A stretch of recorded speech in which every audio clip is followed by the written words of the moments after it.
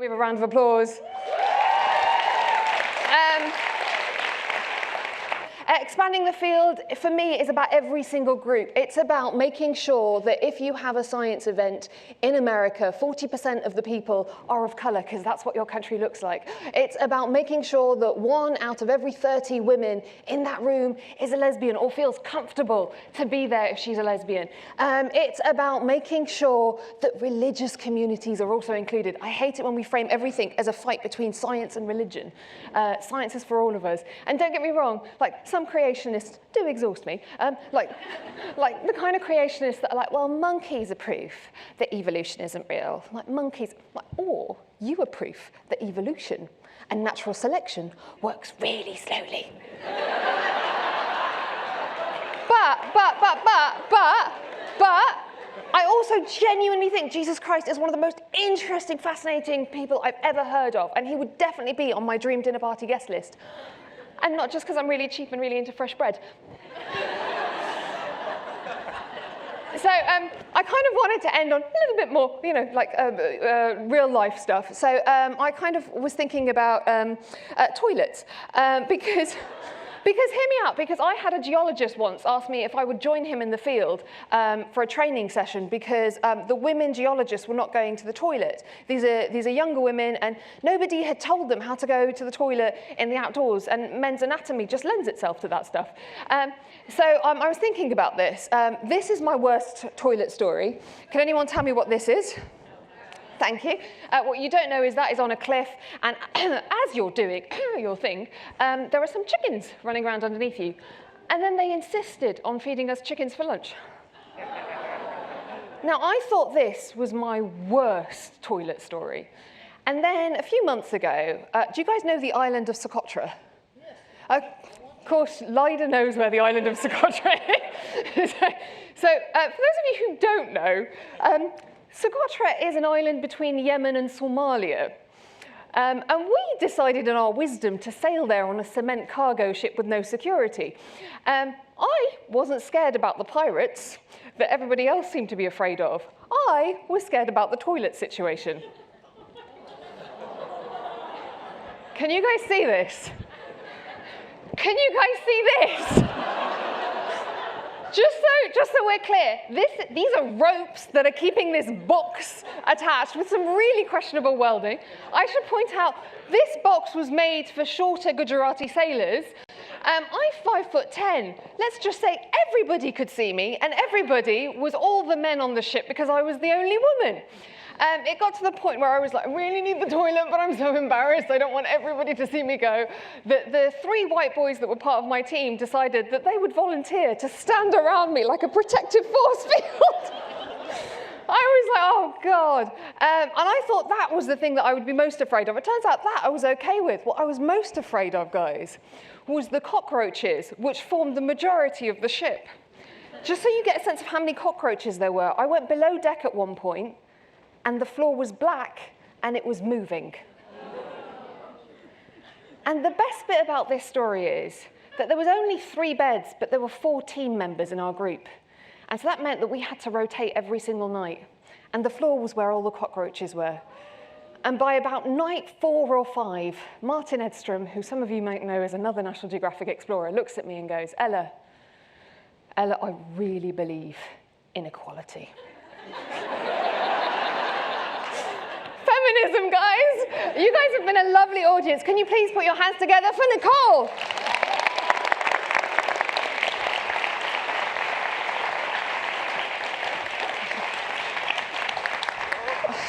Good evening. Well, who wants to follow that? I thought we were going to have a nice, serious conversation about your scientific journey, but we know you intimately well now. Yeah, a little bit too well. So a little bit too well. We won't talk to everyone else about their toilet habits unless they volunteer it this evening. So, well, I am so thrilled to be here. We're so thrilled to have you all here. And I think based on our rehearsal this afternoon, I think you're in for a pretty fun evening. My job is to just help facilitate conversation and maybe make sure everybody's appropriate and behaves based on how this afternoon went. We'll do the best we can. So, Ella, we're going to start with you, and we're going to have everyone else join us in a minute. So other than your toilet stories, will you tell us a little bit about what is a paleoanthropologist? Tell us a little bit about what you do, how you got started, and why you do this work. So a paleoanthropologist is a bit like an archaeologist, but an archaeologist on acid. So we do really deep time. Like, I don't wake up for anything younger than 30,000 years. So that gives you an idea of what I do. And I specialize in what we call unstable, hostile, and disputed territories. So I go into the more unstable places and look for fossils in caves there. So that's what keeps me going. So we heard a little rumor today that you might be a little bit afraid of heights and claustrophobic, but yet you spend all your time in caves. Can you tell us a little bit more about that? Okay, so I'm not claustrophobic. I'm really afraid of heights. Okay. Like, really. Is there anyone else here who's afraid of heights? Yeah. It's really, I'm really, really bad with it. And to be honest, Nicole, I didn't realise that when I started off as a Neanderthal specialist, I just didn't realise that most Neanderthal fossils were found in caves. And that caves are mostly found in mountains. It was really ignorance. It's a bit of a problem. Yeah. Well, thankfully for the world, you've overcome some of that, right? So, well, tell us about that journey you've obviously learned a lot as you've kind of gotten into the field, but what made you interested in pursuing this career? Because we know it wasn't the caves or the mountains. I was obsessed with evolution, which all of you were. No, I was just really, really interested in human evolution. I think because it's so controversial, right? And I come from quite a religious community, so I was like, oh, this is something really, really fascinating. And then the more I looked into it, I just specialized more and more and more. And that became the thing. Who introduced you to it for the first time? Was there someone in your life, a teacher, a museum? How did you even get introduced to the subject? So I suppose, within religious communities, evolution is seen as the big bad. In some religious communities, we're from Texas, so we understand. Preaching to the converted, and that's the wrong phrase, isn't it? It's the exact opposite. So I think because of that, it was always, that whole discussion, we come from monkeys, that whole thing. So I was acutely aware of that, and I think the more I studied it, the more I just became really fascinated with it. Did you have role models as you obviously came, as you said, from a religious community that maybe this was not something that people were really excited about talking about? Did you have someone that inspired you and kind of pulled you up and supported you in that journey? I think different. I don't know if everyone else is like this or if you're like this, but at every stage in my life, I might have a different role model. So I have different role models for different phases.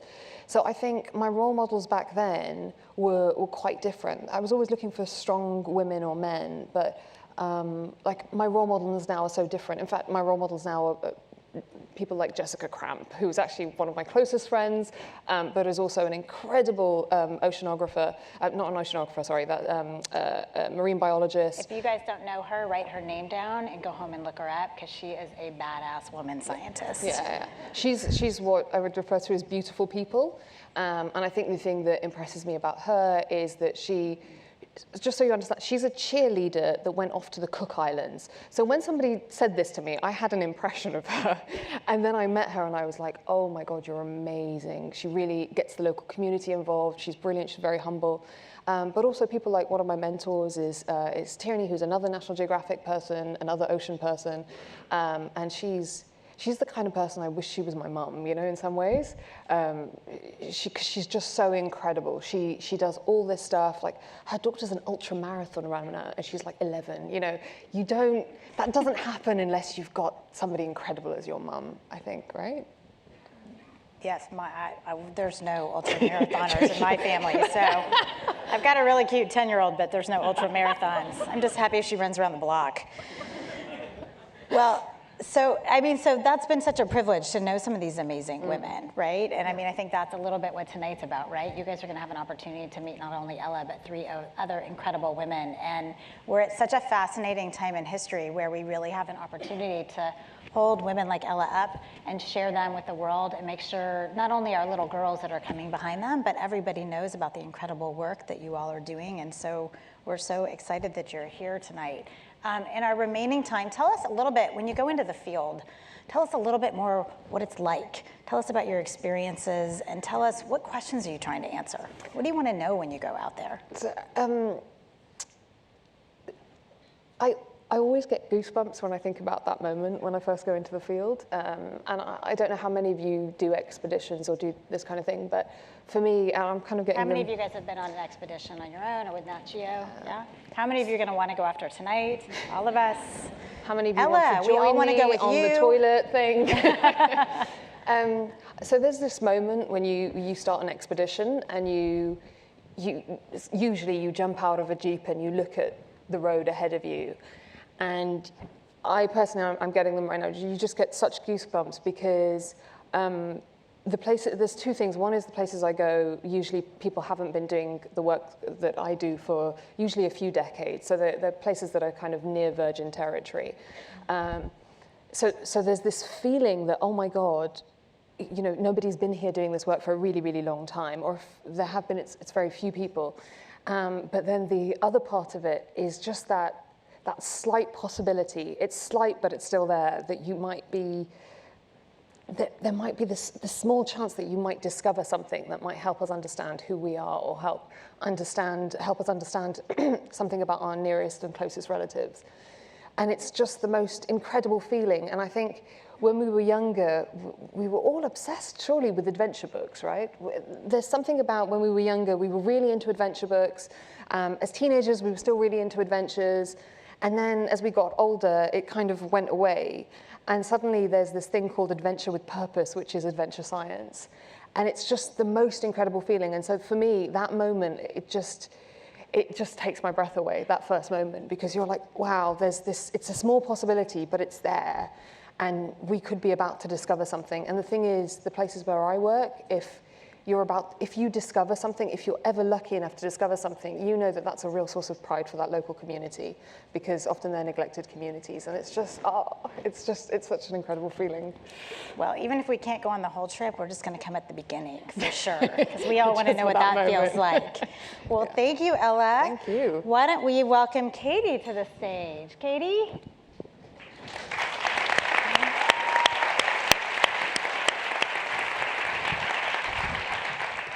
There. Hi. Well, are you going to do your stand-up comedy now? That's kind of a tough act to follow. Okay, well, we're not going to start with But I don't want to overshadow Ella, so. So nice of you. We are so glad you're here, too. Katy, we had the opportunity to meet you a couple of years ago when you were presenting at National Geographic Explorers Festival. And I'm so excited for you guys to meet Katy tonight and hear all about her story and her work. She's an ocean explorer. She's a research scientist at MIT Media Lab. I could go on and on and on. But Katy, why don't you tell us a little bit about what you do? Tell us what your job is. You do so many incredible, cool things. And tell us how you got here. Well, that could take a while. The whole story. I'll abbreviate it, though. Perfect.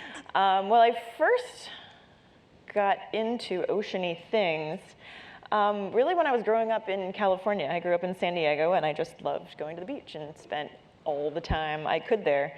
At the same time, I also really loved math and science in school, and I think my 7th grade teacher was convinced that I was going to be a science teacher or a math teacher, sorry, when I grew up, which I didn't end up doing. But it really wasn't until college that I realized that I could put those two things together and found out that ocean engineering existed. And all of my friends made fun of me because they were like, are you going to just be a lifeguard or something studying ocean engineering? And I said, no, I'm not, but I really had no plan. Well, you're kind of like a lifeguard for all of the life in the ocean. It's not so bad. Exactly. You're guarding life in the ocean.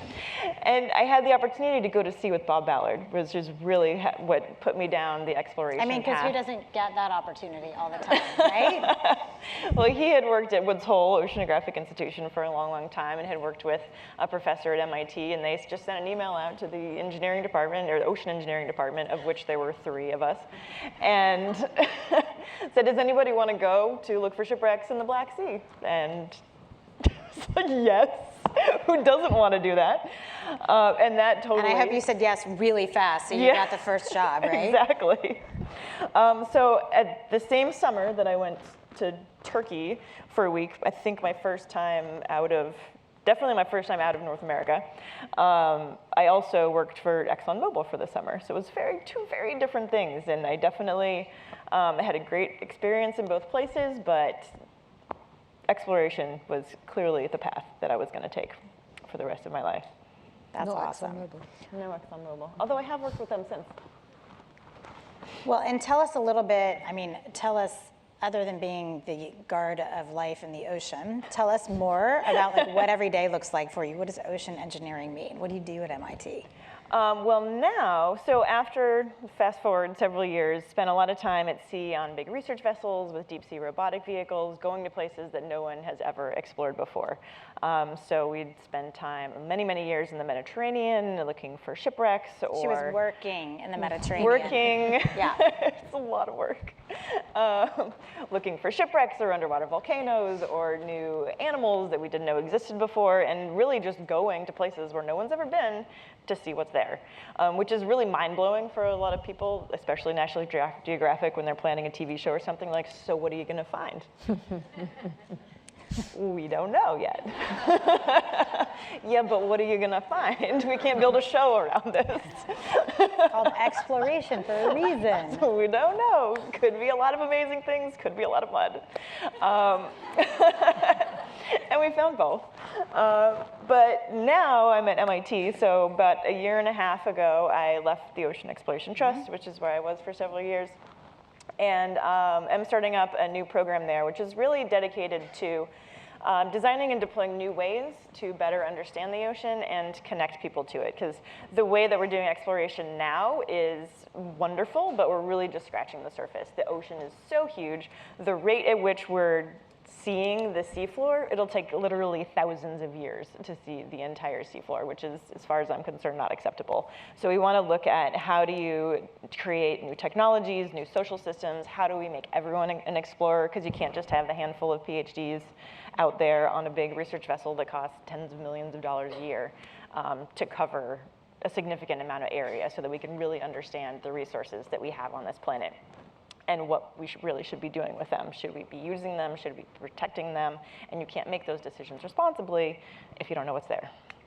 Absolutely. Well, tell us a little bit. Not only are you doing that kind of work, back to Ocean Exploration Trust, one of your real passions has been around telling stories. As you said, you've got a small number of people who are able to access these places and do this work. Talk a little bit about your history and your passion for making sure that kids and communities have an opportunity to connect with this kind of work so that you might inspire them to grow up and do this work one day. Yeah, so at OET we, and they still do, the ship that I was working with is called the Exploration Vessel Nautilus, and when it's at sea you can go to nautiluslive.org. There's a satellite system on board, so they're live streaming everything that's happening on the ship 24/7, which is amazing. And we're able to talk to kids in landlocked places that never ever would have thought about the ocean before. We got so much feedback from teachers and students from literally all over the world, just being so excited about a completely different world that they had either never thought of or never had the opportunity to see. So it just get really excited about being able to share it.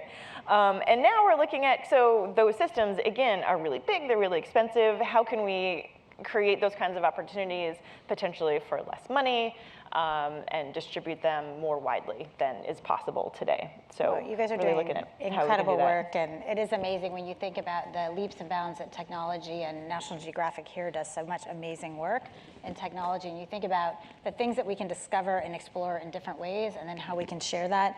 It's really, it's a fascinating time to be back in exploration, I think. Absolutely, and National Geographic is obviously the gold standard in scientific storytelling. Absolutely. Well, thank you for sharing a little bit with us. Thanks, Nicole.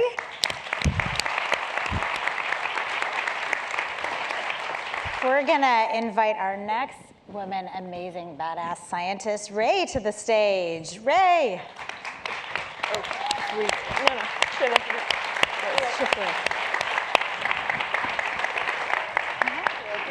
Hello. Hi there. Thanks for having me. Thank you. Everybody's been reasonably well behaved so far, so well, good I'm luck. drinking tea in my mug. I don't know about these ladies. But I wasn't going to mention the rest of that. but nice she just fully sold you out.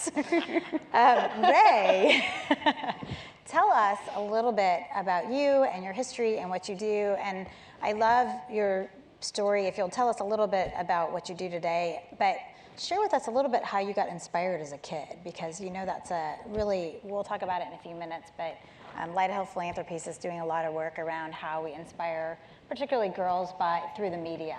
And Rae's got a fascinating story about how she got inspired to do a lot of the work she does. So tell us who you are, what you do, and how you got started. I'm happy to. I'm always happy to talk about myself. So my name is Rae Wynn-Grant. I am a large carnivore ecologist. So that means I study some of the wonderful terrestrial mammals that eat meat, primarily lions and bears, but I'm expanding more and more as my career progresses. And I get to do a lot of really awesome hands-on work with these animals. In particular, I study their behavior and their movement. And to study behavior and movement, you do a lot of work up close, and then you do a lot of work really, really far away. So I get to do a lot of animal wrangling to attach collars to them that allows me to monitor them from my computer wherever I am. And I often feel like I get the best of both worlds. I get to trap animals like bears and tranquilize them and dig through their fur and all that good stuff. Who doesn't want to do that on an everyday basis? And I also get to sit back with my computer in Washington, D.C. Drink your tea. Drink my tea and talk to you and track their movements on my computer from wherever I am. And it's a career I never thought I would have growing up in the big city. But it's a career that I'm so fortunate and happy with. Well, and tell us, the big city she grew up in was San Francisco. So tell us a little bit about growing up and sort of how, when we first met you, it was so fascinating listening to you talk about how, you know, it's not really every day you run into a bear or a lion, or at least you hope not. So tell us how you got inspired to do that work. Yeah, well, I'm so glad that Ella set us up with talking about stereotypes, because now I can talk about one. But I grew up in a pretty small African-American family in the big city, and so stereotypically, people like us weren't outdoorsy, right? So we didn't recreate in the outdoors, we didn't explore the outdoors, we didn't go in the outdoors pretty much ever, which comes as a surprise to a lot of people, because if you know San Francisco, the outdoors is very accessible. However, I grew up with a great family, and I watched a lot of TV. My favorite things to watch were, this is not a shameless plug, but they were on the Nat Geo channel, coincidentally. I loved watching nature shows. Nature shows hosted by the classics, you know, from that era, and it got me hooked. So I didn't necessarily know I was being introduced to science when I was watching these shows. To me, it was pure entertainment. Some people wanted to watch Disney cartoons. Some people wanted to watch Star Wars. I wanted to watch nature shows. But eventually, along the way in my academic career, I realized I was seeing science in action on these shows, and I realized I want to be that type of scientist. I don't want to be the lab coat scientist. I don't want to be the engineer scientist. I want to be the out in nature, in the jungle with the animals scientist. Well, that's worked out. It's worked out, thank goodness, thank goodness. Well, tell us a little bit more about how that worked out. Talk a little bit about, were there people that inspired you and supported you along the way? As you said, maybe that wasn't necessarily a career that immediately came to mind when you were young. Who helped you down that path? Did you have people who did? And we've heard you talk a little bit too about what kind of student you were growing up, and I think that is an interesting conversation as well. So tell us a little bit about that journey to get from there to here. Oh yeah, I have so much to say, you guys. I promise I won't talk forever. In 1 minute and 19 seconds. You got it, okay. So I have to give credit where credit is due. I'm one of those people that didn't see myself reflected in this career growing up.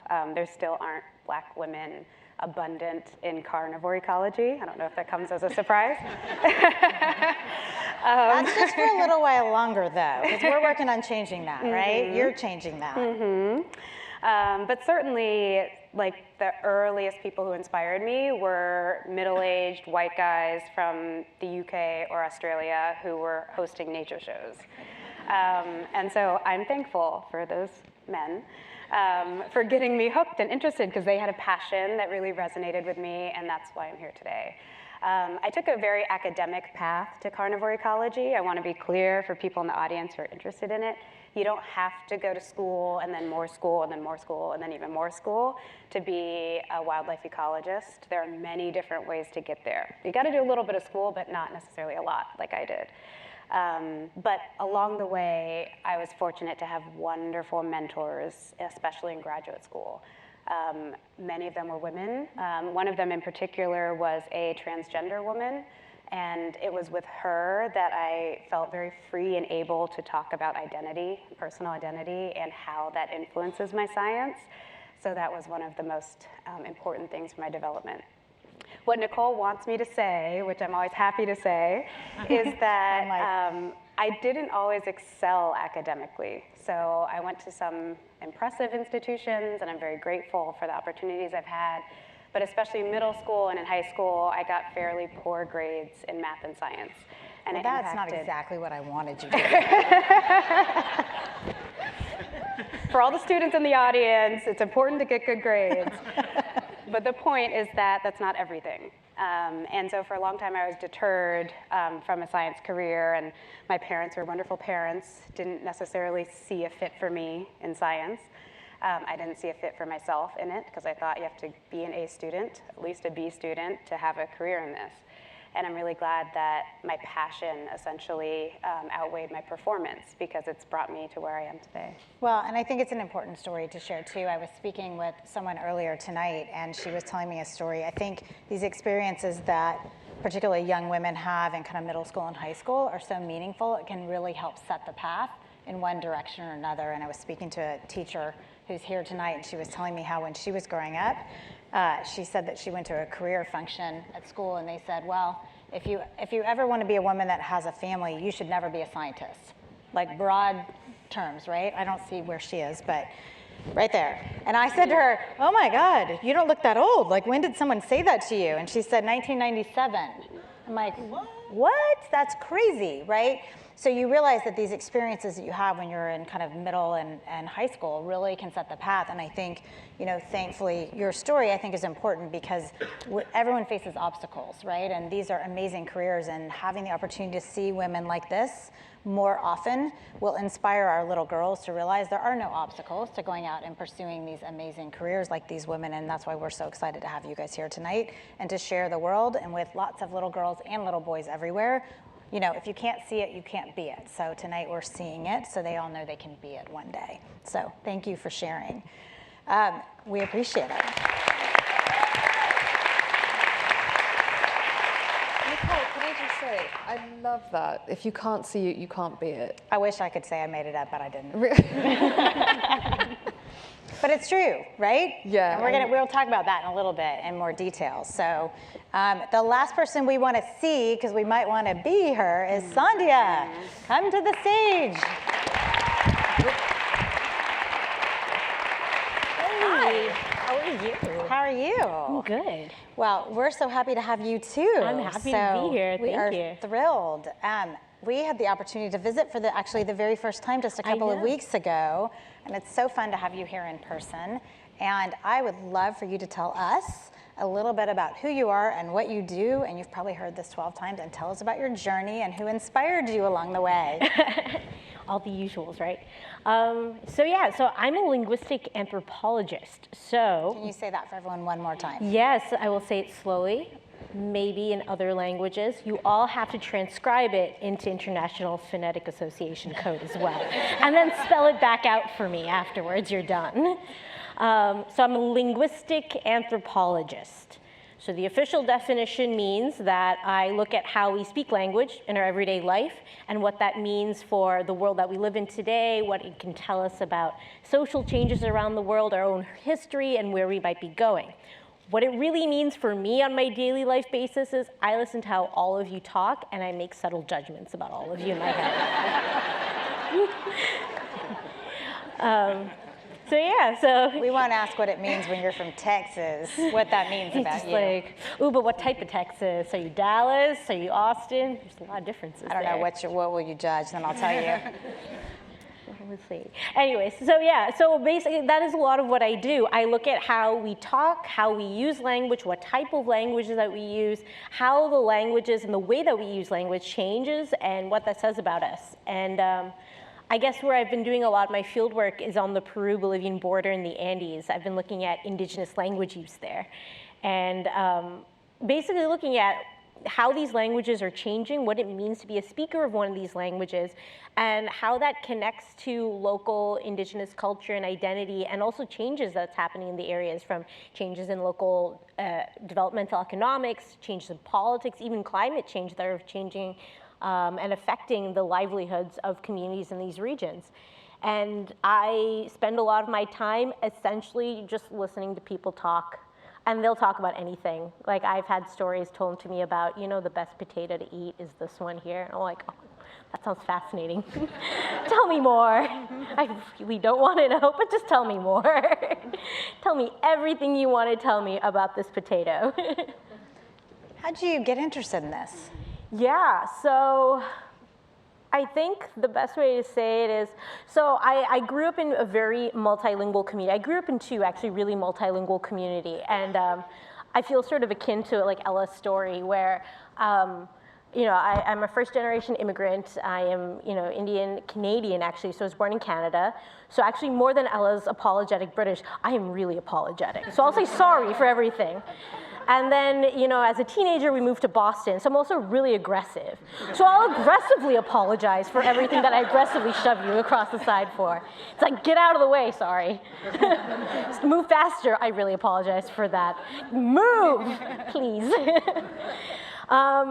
And because I had that sort of mixed experience, you know, I grew up in a home where multiple languages were spoken. My parents were multilingual. I grew up in a very diverse multilingual immigrant community. I went to school with kids from around the world, you know, Vietnamese Americans, Filipino, I mean, not Vietnamese Americans, Vietnamese Canadians, Filipino Canadians, Sri Lankan Canadians, Indian Canadians, a lot of West Indies, like Trinidad, Tobago. So I grew up with kids who also came from very multilingual homes, and you would hear these different types of languages spoken in our communities and in our playgrounds, which often bewildered a lot of the teachers. They're like, we don't know what to do here.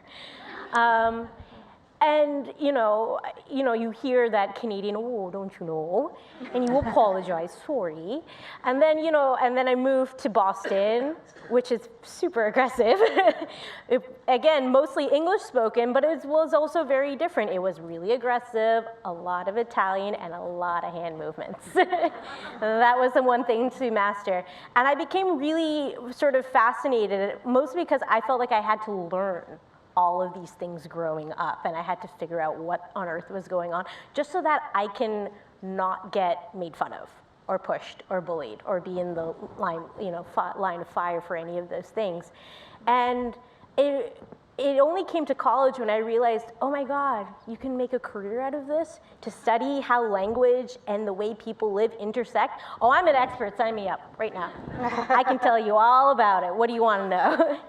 And that's sort of how I became interested in this. It was a large part of my own upbringing, my own experiences, and then to find that field that sort of related and helped put into context and help me understand not only my own experiences, but whenever I like to tell stories. I grew up in a home where theater and performing arts was a big part of our lives. So to like reenact and to tell those stories to other people to help make sense of, oh yeah, do you know why you do this? Do you know why you do that? Do you know the history behind it? Do you know why you say that? I really enjoyed that. So to find that career that sort of melded a lot of my own personal interests and my own personal story and make it understandable to a broader audience really attracted me, and I couldn't be luckier, really. That's amazing, right? That's amazing. You're awesome. Well, it's fascinating listening to, I think, all four of you, because the thing that's truly remarkable that we hope that everyone takes away tonight not only is kind of how brilliant the work you're doing is and how naturally curious you all are, but the fact that you were able to find something you were passionate about when you were young and figure out what that job looked like, right? And I think that's one of the challenges is we've got, when kids are growing up, it's like a doctor, all good jobs, by the way, for all of you who are doctors and lawyers, right? But, every mother says, you should be a doctor, you should be a lawyer. I think we don't know what all the options are for us as we're kids and we're growing up. And I think what's fascinating tonight is hearing a little bit about your journey and sort of how you were able to marry that passion with your profession, right? And that's why, obviously, you guys are all amazing at what you do and kind of exude just excitement around, it's fun to, never quite grow up and be eternally curious, right? And that's what you all get to do every day is continue to be curious. So we're thankful for that. So tonight's theme is a little bit about expand the field. So question for you all. There's a lot going on. We're not going to go too deep into some of it tonight around sort of lots of women's issues and those kinds of things. But talk to me a little bit about, as you guys think about the work you're doing, and you really are amazing role models, talk to me about kind of how you balance kind of advocating for change in your careers and in sort of your spaces that you work in and in the places you are with just getting your work done. So I know, Ella, you and I had a fun conversation about this, if you can have a fun conversation about these issues. Ella, you had some really interesting viewpoints on that. So I'd love to have you maybe kick it off and talk to us a little bit about that advocating for change and also just doing your job. Yeah, it's really hard because there's so much change that's needed that you could just be a full-time activist and not do any science, which is really problematic. I'm really struggling with it. I don't know how other people feel, but I really struggle to balance my time with it. I think partly I am really trying to push for certain things, certain concepts. So one of the things I'm really, really interested is the idea of a code of conduct for traveling well.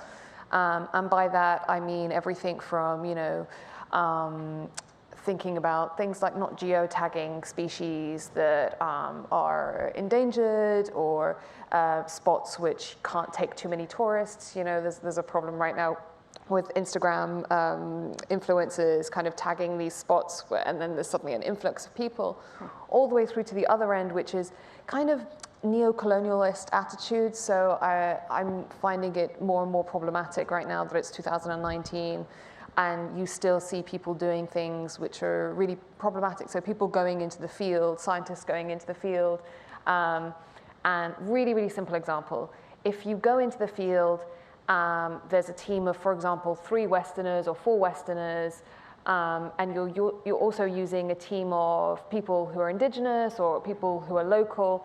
If none of those people are turning up on your Instagram feed and it just looks like white kids on tour, it's kind of problematic. Or if you only give names, so you say, it's me and Jessica and Maria and Tom, and the 3 brown academics or the 3 black academics or the 3, maybe some of them are translators or fixers or whatever, if they're not being mentioned, it just makes me feel really uncomfortable. And it kind of, I'm seeing a lot right now of women trying to destroy the patriarchy, which is brilliant, but they're doing it sometimes by not acknowledging the men of color in these places. And I find myself sometimes having to take people to the side and go, please don't do what the men did to us 50 years ago to these indigenous men who are, helping you stay alive in some of these places and giving you local knowledge. But these are it's so difficult because there's such sensitive topics. And I feel like sometimes I go too far one way or too far the other way, and I'm like, oh God, I hope nobody hears what I just said. I don't think anyone could imagine that in this room. It's exhausting. Yeah. It absolutely is. And to answer your question and to follow up from what you're saying, I've spent a lot of time in my early career doing advocacy because it's been hard for me in a lot of ways.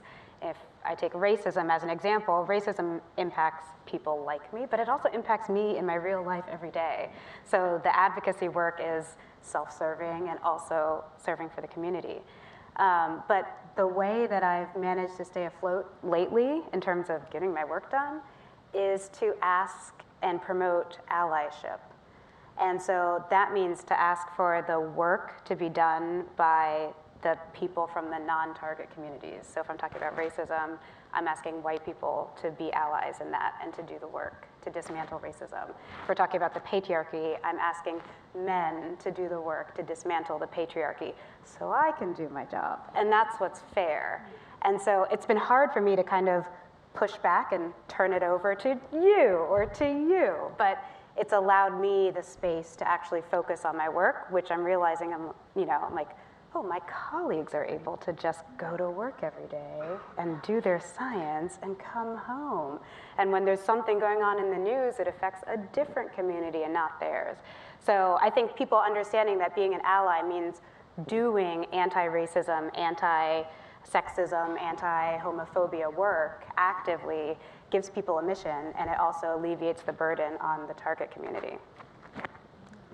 Thank you for sharing.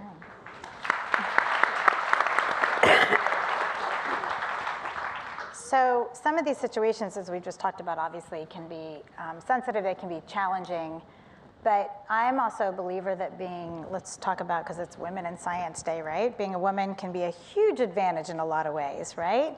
So why don't you guys tell us a little bit about maybe a situation in your science or in your work where you were like, this is so awesome because I'm a woman, I can approach it differently. You and I talked a little bit about that in your work, that you believe your sort of personal situation, you're able to approach your work and maybe get access to communities in different ways. Yeah, so for me, I think my own position as a woman of color, has, it's come with both the good and the bad, like really positive aspects and some challenging aspects. So when I do field work, I often go by myself, because I study how we talk, so I don't need very large teams. I just need me and a recorder and a notebook. So, if there's anything that makes me look creepier, it's those three things.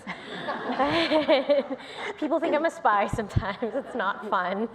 And yeah, you go by yourself and small, it's like, okay, going. And I look, sometimes I do face some of that difficulty of being treated in a certain way or looked down a certain way, but I have found within my own personal work, because of how I look, that I have been able to get access to certain communities, or be able to speak with particular communities and particular speakers, especially in the theme of language, which is one of those disciplines, and is one of those areas where people can often talk about experiences of discrimination, of marginalization, of being ignored through the lens of how they talk. And it's one of those very interesting, unique moments where I can finally be able to listen to voices that often don't get heard, or often are ignored, or often are pushed to the side or not promoted. So I get that access, because when people look at me often when I go to the field, it's like, oh, it's you, meh. Okay, you go there. I'm like, okay, fine. And I get other things as well, because I'm going by myself. I don't want to die. I want to live in multitude of ways, everything from, eating something that made me sick to maybe being in a slightly, uncomfortable situation. So I've been lucky being surrounded often by either women or certain community members, like elders in particular, who often give me that protection and give me that sort of recognition within the communities that I work in, to say, oh yeah, she's legit, she hangs out with me. And most people are like, okay, good, finally someone's hanging out with that person. We don't need to do that. And that has granted me, in terms of my science, it has given me such insight and a really deeper understanding of the ways that language works in the communities that I work in, and has allowed me to ask even further questions about, so what does this mean about who we are as a human society, as the human race, as we move forward into the next couple of centuries. I don't know what the UN report says. I'm a little bit more optimistic. But as we keep moving forward, what does this mean? How are we going to keep treating each other? And what role do these interactions and language use play in the history that we're about to make? So yeah, I've had my challenges, but I've also benefited a lot. And I like to always recognize that, when I think about how I write about the people that I write about, it's because of them and because of their generosity with me. Anyone else? I think, well, for me, there's a really simple advantage of being a woman, and it's that when you're in an unstable place, you're perceived to be less of a threat.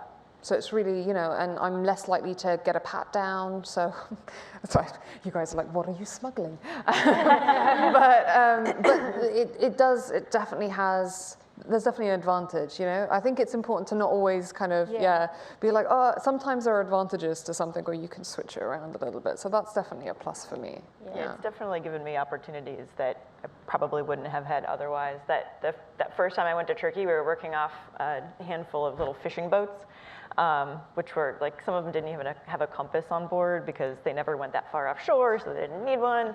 And then this other boat came along, this Turkish boat, and everyone had uniforms on, and it was an all-male crew, and I think Bob might have just thought it was going to be funny, but he put me in charge and a couple of other female grad students and said, okay, you guys go map this river basin, this submerged river basin, and all of the Turkish men were like, what? And I had been practicing my numbers in Turkish, and I learned north, south, east, and west, and sure as heck,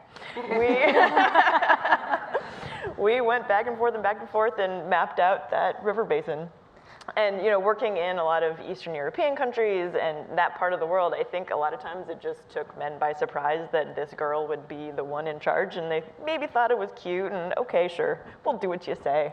But it definitely gave me tons of opportunities for, you know, taking charge and being a leader on board, and leading big teams at sea. Especially if you're a woman, you get, I don't know, in my experience, I always had people feeding me. It's like, eat this. I'm fine. No, you're not. Just eat it. You know, I'd go to the market and be like, oh, I only paid for this much. It's like, I know, but you just need to eat more. Just eat this. You need to keep eating. Just keep eating. So I always was like, oh, okay, cool. Yay. For me, I have to say, I think it's different from a lot of you guys. I have been working in places where culturally women are very strong and very active. So I've been working Where do you work so we can all go there? So in particular, I'm thinking of small tribal communities in East Africa and small, not necessarily tribal communities in the Western United States.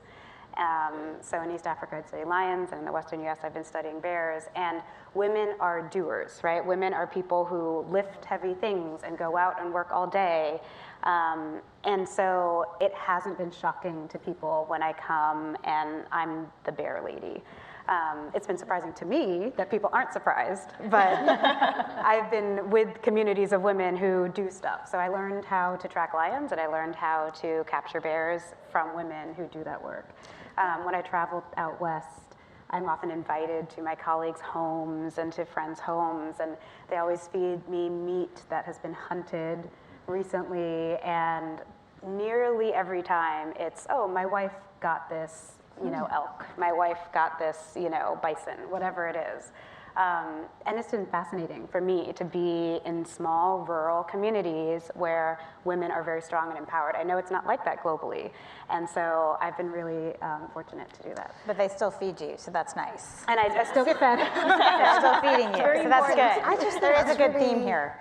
That's really interesting, because I do feel like overall that's a unique. Is it unique? I don't know. Okay, that's. I think it is unique. Yeah. Or maybe the narrative is unique. Maybe it's more common than we think, but the way we speak about women, especially in rural places, it's not often that way. I'm not sure. So that's really interesting. It's nice to hear, because one of my collaborators turned around to me once and said, you know what, I've realized that you can either, in the field, you can either be a feminist or you can get on with your work. And I went, yeah. Because I feel like if I'm to call out every single thing that exhausts me, I'm just never going to get everything done. People get so annoyed with me, so I pick my battles, and I pick so few of them because it's just too much.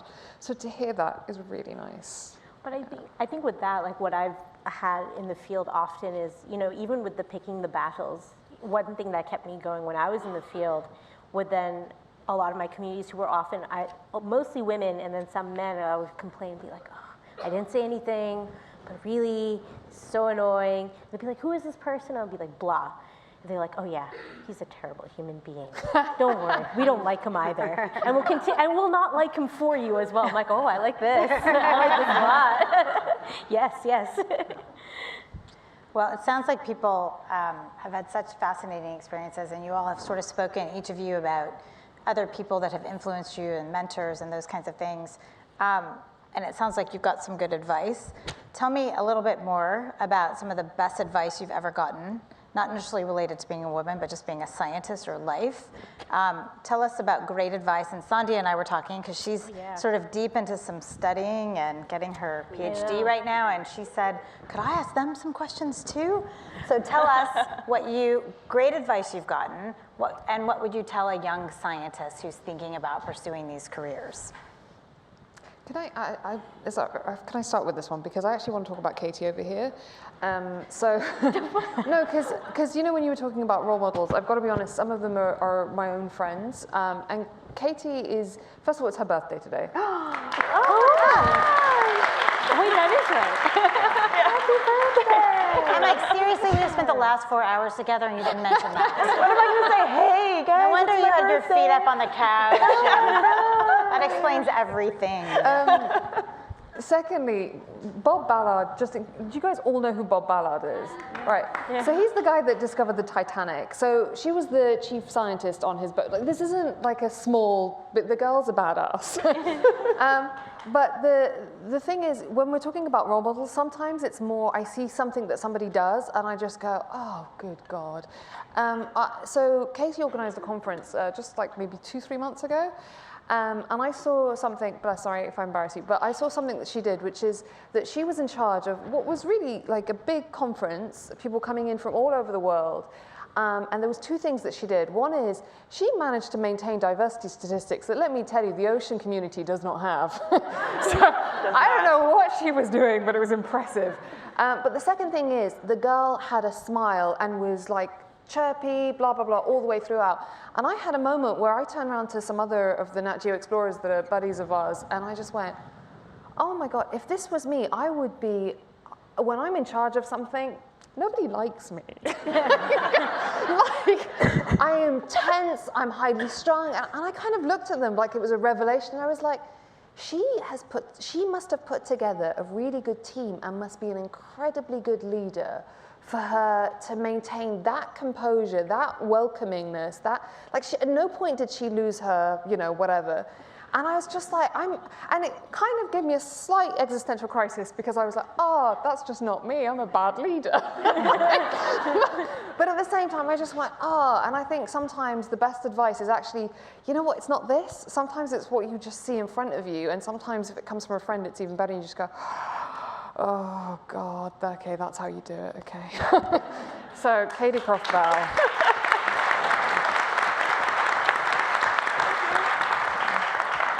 I don't even know what to say, but just take it. Just say thank you. Thank you, Ella. Thank you. So I'll jump in on the advice question, and maybe it'll help you in your current state. But the best advice I ever got was not necessarily about how to do this type of science I wanted to do or how to progress in my career, but it was about how to stay true to myself. And it was from an academic, so a professor in a totally different department. I want to say it was African American Studies when I was doing my PhD. And his suggestion was always maintain ties with your community. And that can be any type of community. And so for me, as a young Black woman in a science department that had never had a young Black woman, it was finding my African American community. And it was essentially a trade-off, but made such a difference to me and my self-worth and my self-esteem and my ability to keep going. So instead of doing happy hours and fun social events with my academic department and the students in my department, I would instead go to the places where I found my social community. And I was really uncomfortable with it at first and apologetic about it at first. And I grew into myself. Are you Canadian too? You know, I might as well be. I'm honorary Canadian. Sorry. But I'll give an example, and I don't know if this will resonate for anyone in the audience, but I do remember early in the beginning of my PhD work, it was 2010 or 2011, I had tickets to see Beyonce.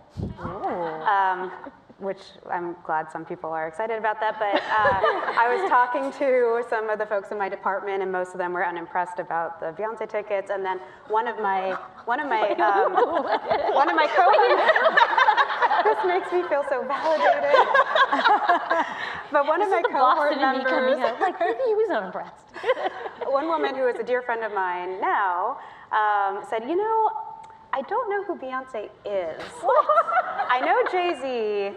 I know who Jay-Z is, but I don't know Beyonce. Maybe I've heard her music or whatnot. So fine. Okay, this wasn't 2019. This was 2010. Okay, so like before a lot of the solo, but still. This is after Single Ladies. But still.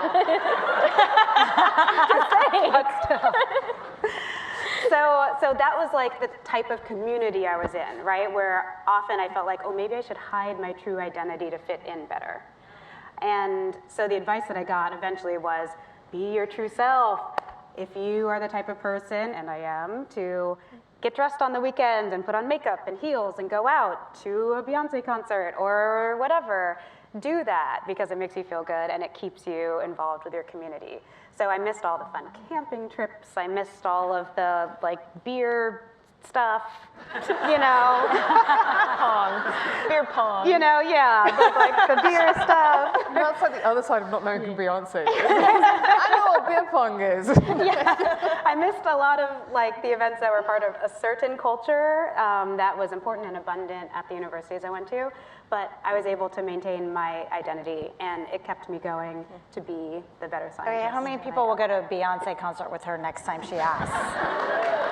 Okay, you found your new community. We're all available.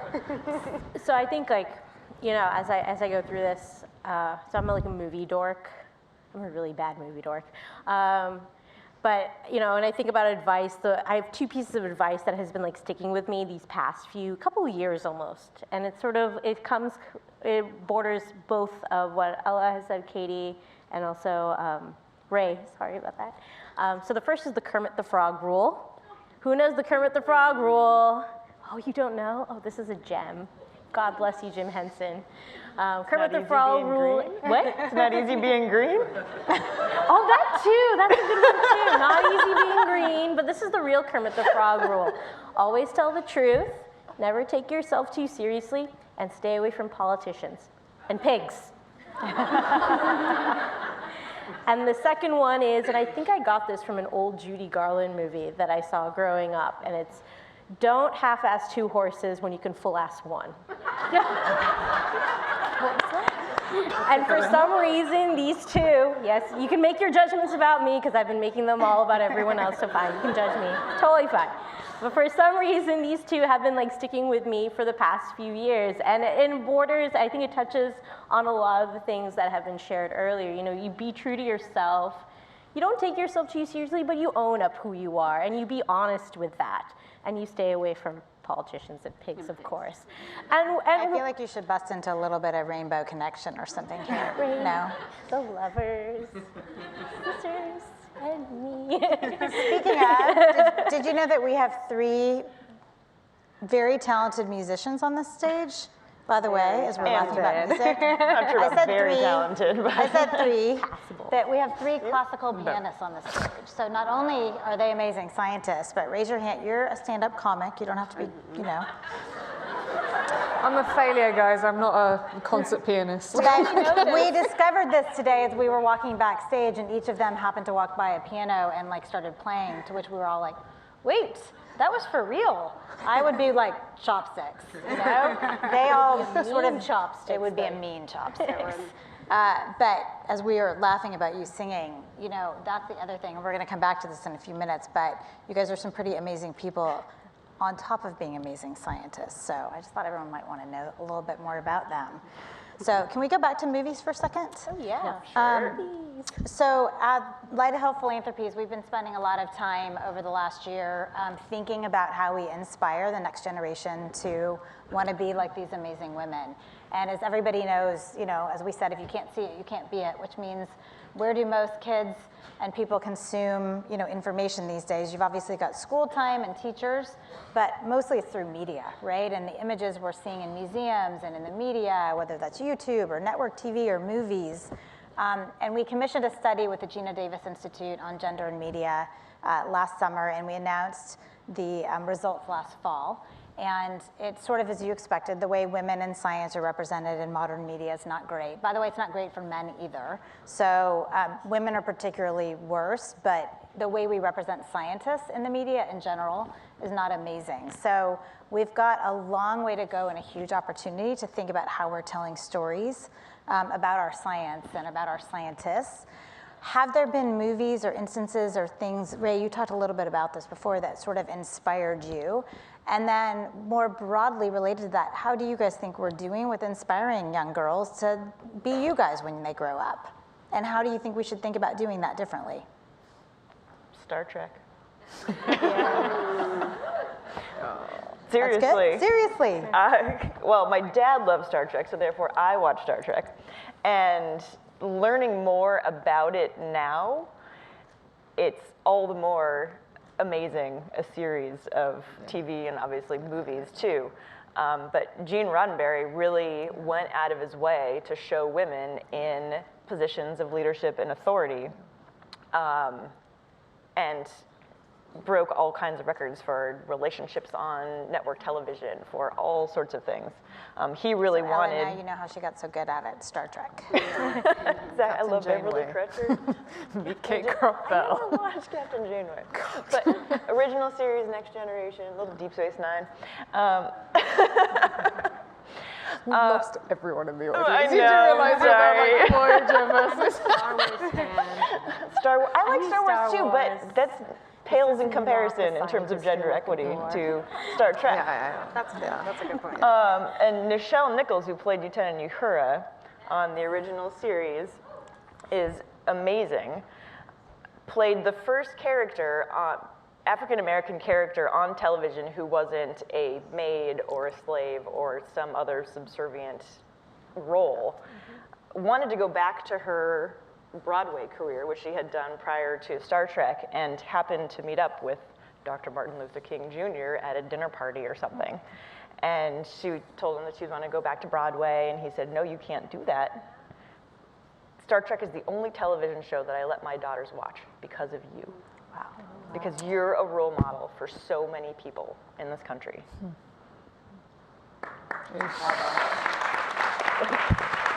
So how can we do that again? I feel like a lot of television today is. So there's a film. Because I work in TV and it's, yeah. That It's said, so there are hard. some things like Grey's Anatomy is amazing. Mm-hmm. There's a whole generation of women physicians that cite Grey's Anatomy as the reason that they've pursued careers I to believe be it. doctors. There's a whole generation of young women that are pursuing careers as physicians thanks to Chris Snee's work. There's amazing. There are some good things. There are going some really on. good examples. So how can we do more of that? The question is, how can we do more of that? And how else are we inspiring young girls? There's a film, I need you guys to help me, please. One of my weaknesses is remembering the names of movies. Strong weakness, if that makes sense. But it's about a linguist, and it's You mean Amy, The Arrival? Amy Arrival? Adams. Is that what it is? It's called Arrival. Okay, Arrival. If you haven't seen Arrival, it came out within the last 5 years. Take it with a grain of salt first. It's about aliens, so like, yeah, grain of salt. Yes, grain of salt. When I saw Arrival, it is not about anyone who works with wildlife. It is not about any type of biologist. I didn't know what a linguist was until I saw the movie. Now you know a real one. Amy Adams' character, at least I liked the way it was written because she was multidimensional, but also she was in charge and she had the answers to a problem. So she's a professor, she's kind of regular because she's a professor. I think she does a good job, but it's not necessarily clear. But she thinks of an idea and there doesn't seem to be too much conflict from men about whether or not she should be the person to solve the problem with the aliens. And the way that it plays out, I encourage everyone to see it. It struck me very, very close to home. I think it was at an early part of my career where I could see myself being someone who's like, you know, Nicole has been talking about how amazing we are all the time. And we're not amazing all the time. We're amazing like twice a year, you know, something amazing happens. And the Well, rest really, of the all I time, care is that you're amazing tonight. So that's all that amazing matters. tonight, Yeah. but often like just very regular. You know, I'm sure we all have low moments, but at least for me, I'll speak for myself. I find that every so often I do something that I'm so proud of myself for, and then a lot of the time I'm pretty regular. And I felt that way about Amy Adams' character. She, you know, spoiler, like saves the day. But she is not necessarily someone who always saves the day and always has the answers. And so I thought that character was great for me. I was an adult when I saw it. So for young girls, I don't know if they would see, you know, that movie and have the same reaction, but I thought it was very well done in terms of women in science. So this is the voice of negativity. My issue is that everything that you guys are mentioning right now is fiction television, which arguably hits the masses more. However, if you look at nonfiction, which is what I work in, look at nonfiction in the UK, the number of female presenters, I'm very lucky to be one of them, who are in the science or the adventure space is small. They're not hitting 50-50 figures. In fact, in adventure, good luck trying to find a woman on television, in British television. In America, you guys switch on your American channels. How many female scientists and how many female adventurers can you actually name? Like, I think we've got a problem at home, and you guys are like, I mean, seriously, name a female adventurer on television.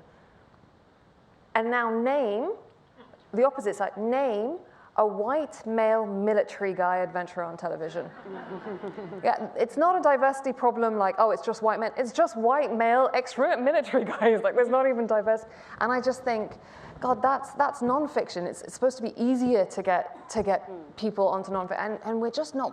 And we need to see it. Well, just wait a year. If then our Light of Hope philanthropy effort's getting launched, and this is a huge part of what we're doing, is we're trying to get those stories out so that women like you are out there, because we're tired of seeing the drawings when you ask kids to draw scientists, and the only person, Albert Einstein was brilliant, but that's the only person anyone can ever draw. So we're working on that. So can I jump in on this? Because I grew up in a home where classic movies, and my mom was the biggest fan of Katharine Hepburn and Spencer Tracy. And I would say like she was one of my biggest role models, because I wanted to grow up and talk like Katharine Hepburn.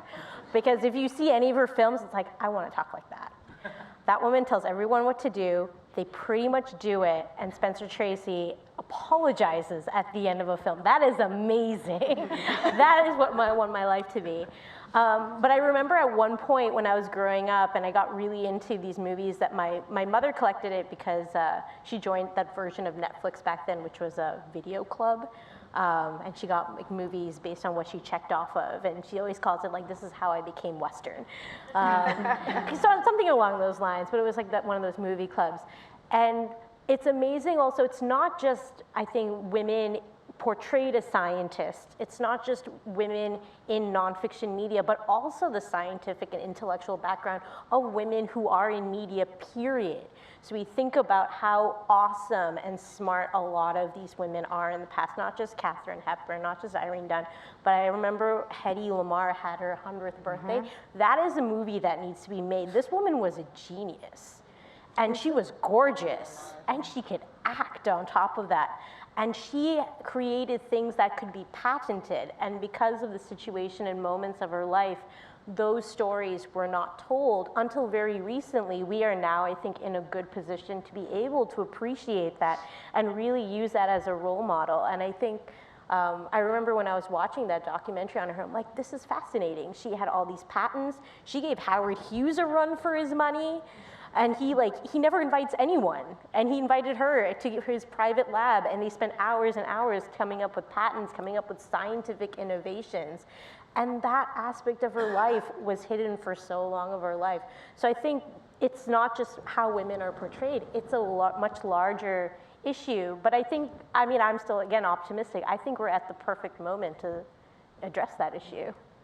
I will jump in and say one last thing, and that is, I think there are shows like Doc McStuffins, like, which is for kids. Which is Chris Nees. And I think that's an awesome show because it shows, you know, a girl being interested in loosely the sciences through play. And she's not necessarily winning Nobel Prizes or, like saving endangered species or curing really serious diseases, but she's playing around. And I really think it does emphasize that you can be regular. You don't have to be necessarily astounding, but you can just be a regular kid playing on a regular day and be a scientist. Well, and you too have 3-year-old little girls. So are you letting them watch Doc McStuffins? Is that one of the shows that she gets to watch? Yeah, my 3-year-old is disappointing me right now. Before we started watching the show, when she was still in pull-ups, I got Doc McStuffins pull-ups for her, and she was not a fan. It came in a pack where you could have one pull-up was Doc McStuffins and her cute little face, and then the next pull-up was her lamb. She has like a toy lamb character, and my daughter always chose the lamb. She never wanted to wear Doc. So we're working on. She likes animals. Maybe it's animals. Maybe you've influenced her more than you thought. She's a disappointment.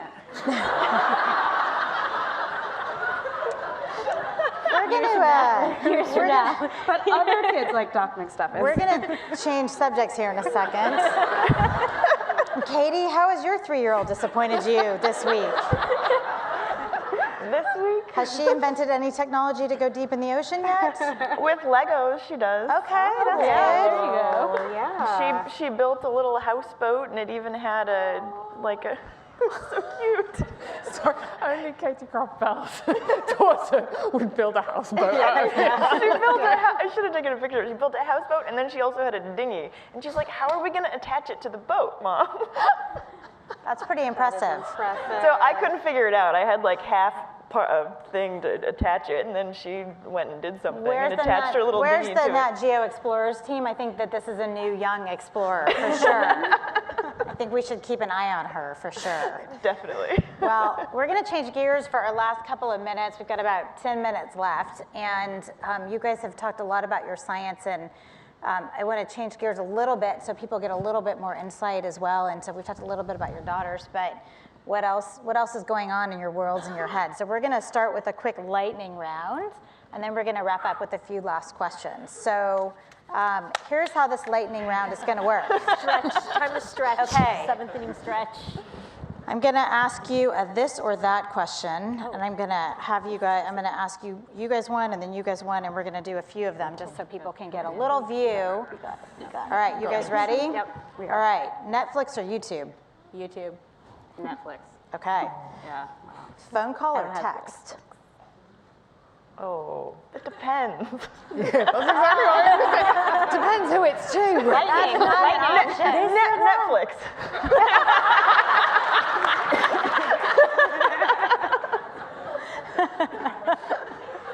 Okay, fine, forget it. All right. Instagram or Twitter? You don't do either? Wow. Welcome to 2019. I know. But I know who Beyonce is. That's all that matters. So. Exactly. Okay, your new information to post and to get Instagram or Twitter? I do both. Okay. Probably equally. Okay. Can I say, I always say Instagram makes me vainer, Twitter makes me really angry. Okay, music or podcasts when you guys have time? Music. What was that? Music? Music or podcasts? What do you prefer to listen to? Podcast if I'm cycling. Okay. Yeah. We're not very good at this, are we? I'm like, I was trying to show Nicole's you. like, it's supposed to be a fight. Just the first thing that we're like, no, but we have caveats. I'm trying to demonstrate you have a life outside. Okay. I'm just teasing. Okay. Anyone play video games, Fortnite or Minecraft? Tetris. Okay. Try jigsaw puzzle. This is definitely here's an easy one. Ready? Dark chocolate or milk chocolate? Dark. chocolate. Yeah. Milk chocolate, you weird Americans. Chocolate is bitter. It's supposed to be. Okay, last question. Can anybody do the floss? No. Okay. No, but Nicole. Nope. You can, Okay. Come on, I was Nicole. gonna say. We're gonna go back to the science questions. Wow. Here's my next question Can I just for say you. language change, the floss? I don't know what that is. So anyone under? What? What is the floss? Haven't you seen the video of Ted Yeah, dancing? I do use your Come on, Katie, get up there. I Maybe don't I'll get can't a Twitter actually account, do it. tweet it out. What's the floss? Ask one of the 3-year-olds, they can probably do it for you. Yeah, probably. For sure. Okay, we're gonna go back to our science questions here for a minute. Here's a question. If you could have been there for any discovery ever made in history, for a moment when somebody made a major discovery, what would that moment and that discovery have been that you wished you could have been there for? I have one. This is in your territory, and I'm cheating because it's in the future. Because I feel She's going to say Atlantis in a minute, and we're going to have a really awkward conversation. I have to say, I feel extremely uncomfortable on a regular basis that we haven't, like, human beings haven't been to the deepest parts of the ocean, like the floor, the ocean floor, and like explored the whole thing. Well, no, not the whole thing. Yeah. So they make it like when people ask me like, oh, what's your biggest fear? It's giant squid and the fact that they live way down in the like dark parts of the ocean. And so when I was younger, I used to think, I don't want to die before they've explored all of the ocean so they can tell me how many giant squid are there so I can know. Because I don't even go snorkeling. I get freaked out. I try it and I freak out. This is the woman who studies bears and lions. I want to be around when they discover everything about the dark parts of the ocean. Then we got to speed up. Yeah. Because it's taking too long right now. Anybody else have a moment that if they could have been there for that discovery? I think there's so many, like honestly, even the Titanic, like I feel like there's anything that's kind of got so much myth attached to it, that some of the first, the first person to have done that's just some of those, you kind of think, oh, because there's less of them, right? Yeah. So now we kind of have to concentrate a bit more. But there's still a lot. No, there's still loads, yeah. You're right, lots of things have been found, but like Sarah Parcak's still discovering tombs every day. in Egypt. Yeah. There's still so much of the ocean Lee Berger's yet to be discovering explored. caves every day. The polar regions are still super unexplored. But it means that we have to, okay, so forgive me for the politeness, but in the old days, you just had to walk outside in a particular region. Do you know what I mean? You just had to be a rich gentleman. Yeah, exactly. A gentleman travel. Whereas I feel like now you've got to be smart and you've got to have resource and you've got to work really hard. And it kind of, that's a lot of energy, man.